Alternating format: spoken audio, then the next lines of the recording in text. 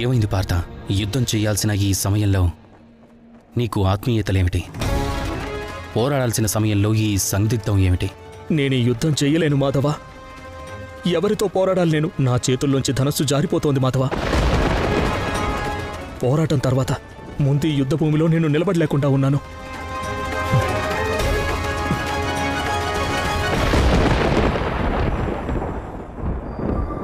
ధైర్యం తెచ్చుకో పార్థ. ఇది పరాక్రమం చూపించాల్సిన సమయం. పరాక్రమమా? పరాక్రమం చూపించడానికి అక్కడ పరులెవరున్నారు మాధవ? శత్రుపక్షంలో నిలబడింది మా సోదరులు, మా పితామహులు, మా గురుదేవులు. వారిపైకి నేను ధనుస్సును ఎక్కుపెట్టలేను మాధవ. వారి ప్రాణాలకు బదులుగా నాకు ముల్లోకాలను ఇచ్చినా సరే అవి నాకు అనవసరం. అంతా కేవలం ఒక భూభాగం కోసం వచ్చిన గొడవ. నేను ఈ యుద్ధం ఎప్పటికీ చేయలేను మాధవ. మా వంశాన్ని నాశనం చేస్తే నేను విజేతనవుతానా, వినాశకుడినవుతానా? మాధవ, ఇక్కడ మరణించే వారంతా నావారే కదా. రేపు వైధవ్యం పాలయ్యేది మా తల్లులు చెల్లెలే. రేపు అనాథలయ్యేది నా సంతానం లాంటివారు మాధవ. నేను ఈ యుద్ధంలో పోరాడలేను మాధవ.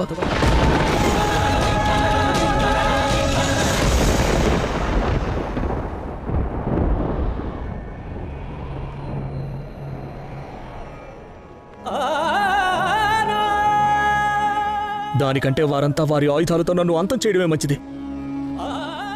నేను మాత్రం ఈ ఘోరమైన పాపం చేయలేను.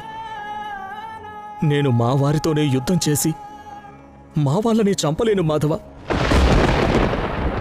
ఇలా వేళ కాని వేళ నీ వారి మీద ఇంత ప్రేమ ఎలా పుట్టుకొచ్చింది పార్థ? ఎలా వచ్చింది ఈ అభిమానం?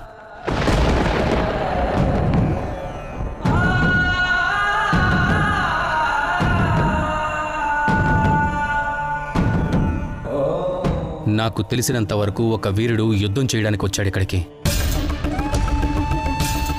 ఇక్కడికి ఒక వీరుడు ధర్మాన్ని కాపాడటం కోసం వచ్చాడు. అలానే ధర్మ స్థాపనకై వచ్చాడు.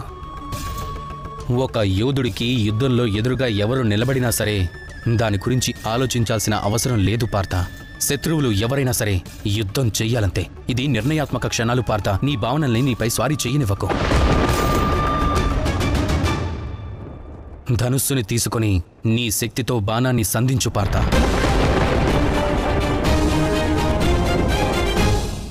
ఎవరిపై సంధించాలి బాణం? నాకు సకల ఆయుధ విద్యలు నేర్పిన ఆ గురువు మీద? నాకు జీవితాన్ని ప్రసాదించిన పితామహుడి మీదనా? నన్ను తల్లిలా ఏ గాంధారి మాత వాత్సల్యాన్ని పంచిందో ఆ తల్లి పుత్రుల్ని వధించాలా? నాకేమాత్రం అర్థం కావడం లేదు మాధవ. అందరూ మరణిస్తే ఏం లాభం? ఆ గెలుపు వల్ల ఏం లాభం? ఒకవేళ యుద్ధంలో మనం ఓడిపోతే ఆ యుద్ధం వల్ల ఏం లాభం? ఈ అధర్మం వల్ల నాకు లభించేది నరకం మాత్రమే మాధవ. యుగాంతం వరకు దుఃఖాన్ని భరించాలి. అవును, బాంధవ్యాల్లో బందీనయ్యాను. అయినా తమరికి చేతులు జోడించి మరీ అడుగుతున్నాను, సమాధానం చెప్పండి. నేను చేయగలిగిందేంటి, చేయవలసిందేంటో చెప్పండి మాధవ. నేను తమరి భక్తుడిని, నేను తమరికి శరణార్థిని. నా సందిగ్ధాన్ని తొలగించండి. నా కర్మ ఏంటి, నా ధర్మం ఏంటి చెప్పండి మాధవ. నువ్వు ఏ జ్ఞానాన్ని ఆర్జించాలనుకుంటున్నావో అది దివ్యమైనది. నువ్వు వినడానికి సంసిద్ధుడివేనా పార్థ?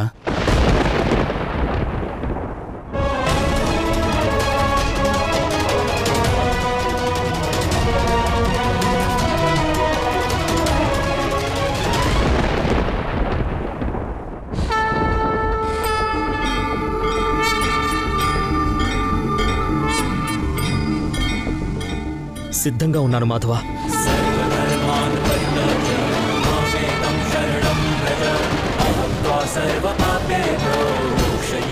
నాకు మార్గదర్శనం చేయండి. అయితే విను పార్థ. య ఏనం వేత్తి హంతారం యశ్చైనం మన్యతే హతం ఉభౌ తౌ న విజానితో నాయం హంతి నా హన్యతే న జాయతే మ్రియతే వా కదాచన్ నాయం భుక్త్వా భవితా వా న భూయః అజో నిత్యః శాశ్వతోయం పురాణో న హన్యతే హన్యమానే శరీరే. అంటే ఏంటి మాధవ? అర్థం సులభమే పార్థ. నువ్వు ఎవరి గురించి చింతిస్తున్నావు, ఎవరి గురించి బాధపడుతున్నావు పార్థ? ఎవరు నిన్ను చంపగలవారు? నీ ఆత్మకు జననం లేదు, దానికి మరణమూ లేదు. ఇవన్నీ ఇప్పుడు చెప్పడానికి కారణం ఏంటి? నా ఉద్దేశం ఒక్కటే, జ్ఞానాన్ని ప్రసారం చేయడం అర్జున. ఇప్పుడు ఈ క్షణంలో నీ మనసు నిండా ప్రపంచంలోని అన్ని ప్రశ్నలు ఉన్నాయి. ఇక నా మనసులో ప్రపంచంలోని సమాధానాలన్నీ ఉన్నాయి. ఈ సమాధానాలు అన్నీ నీతో పాటుగా యావత్ ప్రపంచానికి లభిస్తాయి. నువ్వు నిజమైన భక్తుడివి అర్జున. అందువల్లే ఈ సనాతన జ్ఞాన ప్రసారానికి మాధ్యమంగా నువ్వు మారావు. ఇప్పుడిక నీ కారణంగా ప్రపంచానికి లభించే ఈ జ్ఞానం వలన యుగ యుగాల వరకు మానవ సమాజం ఉద్ధరించబడుతూనే ఉంటుంది. అందువల్ల ఈ రోజు నీ మనసులో ఏ ప్రశ్నలున్నా, ఎలాంటి సందేహాలున్నా అడుగు అర్జున. ఇప్పుడు రానున్న అనంతకాల సమాజంలో ధర్మస్థాపన జరిగే సమయం ఆసన్నమైంది.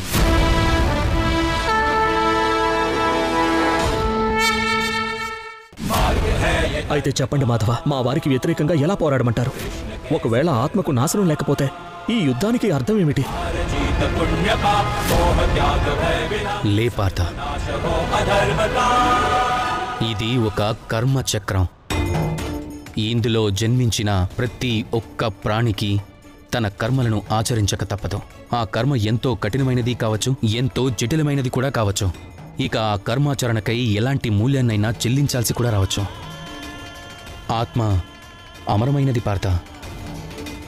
కానీ దాని సద్గతి లేదా అధోగతి, సముద్ధారణమైన లేక అది పతనమైన, అలానే స్వర్గాగమనము లేక నరక ప్రవేశము, ఇవన్నీ కూడా కర్మలను అనుసరించే ఉంటాయి పార్థ. అందువల్ల కర్మమే సనాతనం. ఈ కర్మమే ధర్మం కూడా. నువ్వు మాత్రమే కాదర్జున, స్వయంగా నారాయణుడు అంటే ఈ సృష్టి స్థితికారకుడు, అలానే కాల పరిపాలకుడు, తను కూడా ఈ కర్మచక్రం నుంచి దాటిపోలేడు. తను కూడా తన అనేక అవతారాలలో, అనేక రూపాలలో ఈ కర్మచక్రాన్ని పాటించక తప్పలేదు.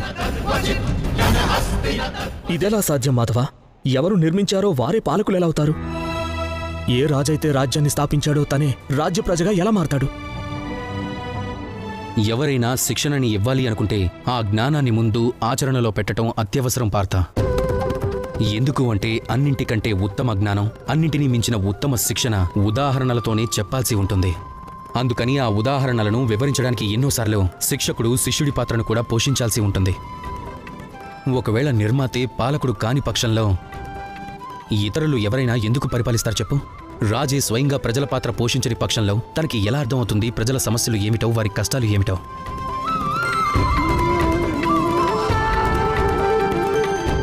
సందిగ్ధం. మనం జీవితంలో ఎన్నోసార్లు ఒక స్థాయికి చేరిపోయాక మనకి ఏమాత్రం పాలుపోదు మనం ఏ దారిలో ముందుకు వెళ్ళాలి అనేది. ఈ దారిలో వెళ్తే మంచిదా, లేక ఆ దారిలో వెళ్తే మంచిదా, లేక రెండు దారుల్లోనూ కూడా వెళ్ళాలా, ఏమీ అర్థం కానే కాదు. అలానే ఒక్కోసారి ఏమనిపిస్తుంది అంటే ఉన్న చోట ఆగిపోవడం మంచిది అని, ఎక్కడికి వెళ్ళకపోవడమే మంచిది అని. దీన్ని మనం ద్వైధిభావం అంటాం. ఈ ప్రపంచంలో పరిష్కారం లేని ద్వైధిభావాలంటూ ఉండవు. దీన్నే మనం సందిగ్ధం అని కూడా అంటాం. ఇప్పుడు మీరే ఈ సందిగ్ధాన్ని కొంచెం సులభంగా ఎదుర్కోవచ్చును. ఈ సందిగ్ధంలో సరైన దాన్ని ఎలా ఎంచుకోవాలి, ఏమెంచుకోవాలి అన్నదాన్ని గురించి ఆలోచించాలి అంటే మీరు చేసిన ఎంపిక వల్ల ఈ ప్రపంచం మీద పడే ప్రభావం ఏమిటా అనే కానీ మీకు దానివల్ల కలిగే లాభ నష్టాల గురించి ఆలోచించడం మానేయాలి. ఇక కర్మను ఆచరించండి లోకహితం కోసం, రానున్న తరాల వారి హితం కోసం. ఈనాటి మీ ఈ కర్మాచరణే వారి జీవితాలను ఉద్ధరించబడతాయి. ఎందుకంటే మీ ఆలోచన సరైంది కనుక. మీకు తెలియందేమీ కాదు, ఔషధాలు ఎప్పుడూ చేదుగా ఉంటాయి అనేది. కానీ ఈ ఔషధాలే మన ఆరోగ్యాన్ని కాపాడేది. అందుకని మీకు సందిగ్ధం ఎదురైనప్పుడు చేదును ఎంచుకోవడం మంచిది. ఈ చేదు ఔషధాలు ఎప్పుడు కఠిన పరీక్షలే పెడుతూ ఉంటాయి. కానీ మీరు చేసే ఎంపిక ధర్మబద్ధమైనదైతే, దానివల్ల లోకహితం జరిగితే అటువంటి ఎంపికే సరైన ఎంపిక. మీరందరూ నాతో పాటు ప్రేమగా పలకండి, రాధా కృష్ణ.